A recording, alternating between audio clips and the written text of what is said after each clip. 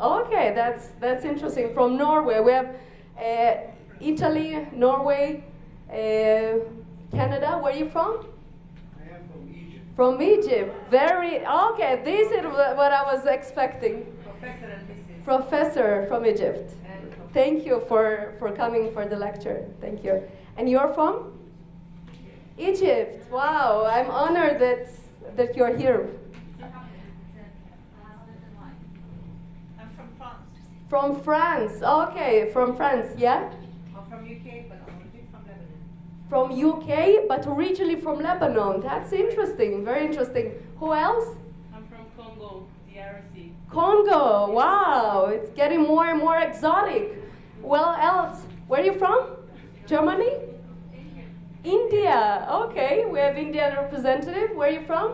I'm Indian Afghan. So Afghanistan. India and Afghan. Okay. Now we're getting there, you see? Okay, it's getting more and more interesting. Where are you from? US. From the US. Where in the US? Utah. Utah. Okay, so it's interesting to understand the landscape here. From India also. We have Indian representative, of course. And the women I met here they share the same background like me, that they live now, for example, in Poland, but they're originally from India, or they live now in Italy, but they're originally from Iraq. So it's very common, and this is the globalized world. But things we take for granted, the rights we receive, the right for vote, for the Middle Eastern countries, for some of them, it's not for granted. We as Western world citizens, we take so many things for granted. But for example, just in my neighborhood, the Palestinian territories, I'm very sadly always read about the news about the honor killings, that men are killing their wives because of honor, because of family shame. If a woman decided to go with someone else, Palestinian men can kill her without having law enforcement about it. So this is something that always in the media, and this is something that boils my blood all the time, and it happens just in my neighborhood, the Palestinians living next door to Israel in Gaza. So also in what?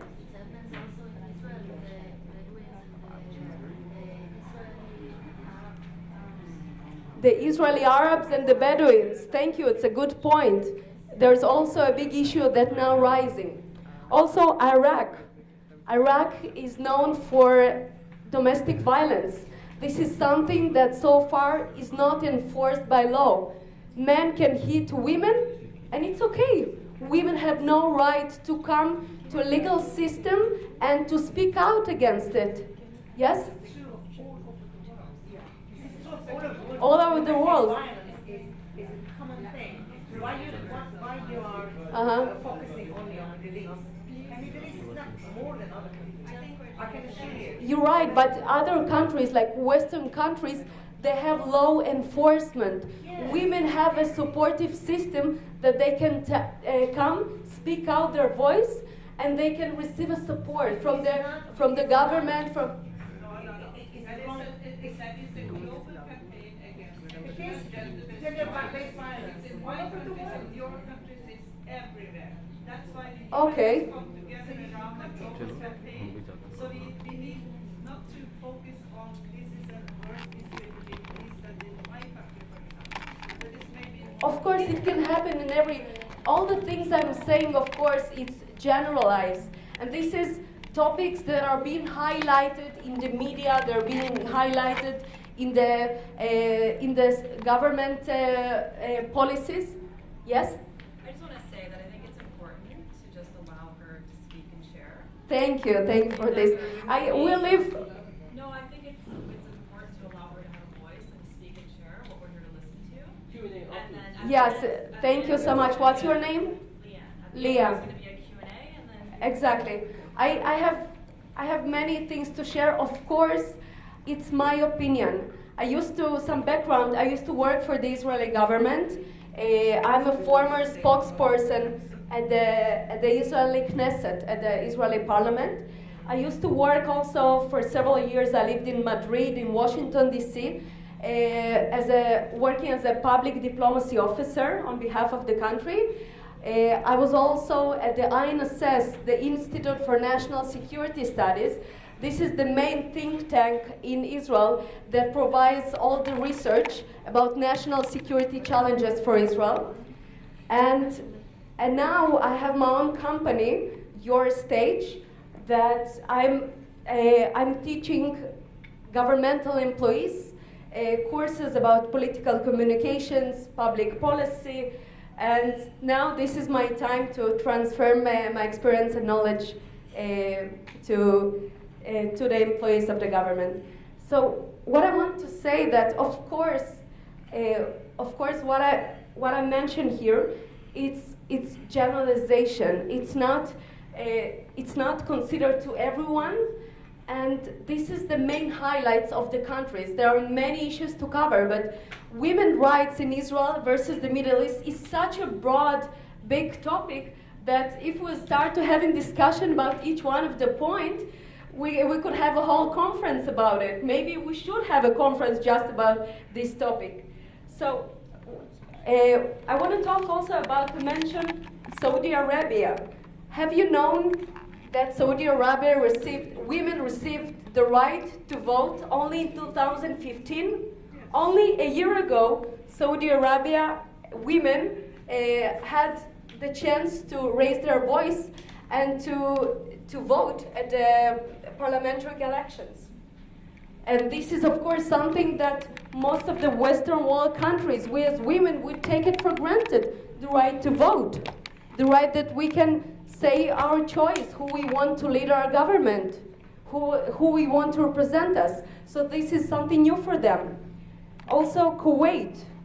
Kuwait, do you know which year Kuwait women received the right to vote? Anybody? You have an idea? Huh? What's the point? Okay, I wanted to mention things that when I...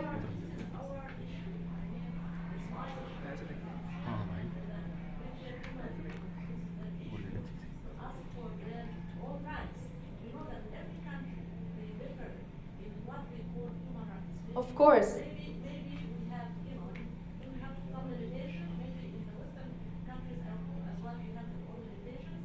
So we are not focusing on each countries. 1 second. Yeah. It's not the point that we are focusing on every country's human rights and women's rights, because every country has its own problems related to women. But I'd like to we are talking about the Middle East, which is really, it's a very conflicted area, and then we would like to find a way out to peace and solution. So that's where I came here for.